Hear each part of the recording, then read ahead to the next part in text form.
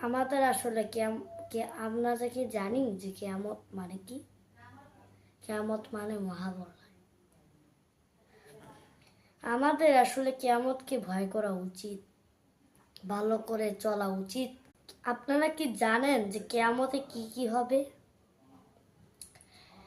কিয়ামতের দিন প্রথম নেকি হচ্ছে দাজ্জাল আসবে।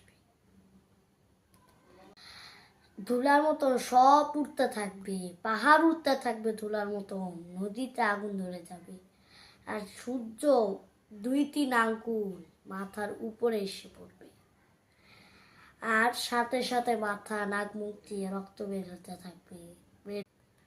আমরা আসলে পৃথিবীর চিন্তা করি, ফ্ল্যাট বাড়ি কিনি, আসলে এটা ঠিক না। দুনিয়া তো এক সেকেন্ডের ব্যাপার, এই কারণে আমরা আখিরাতের জন্য প্রস্তুতি নিই।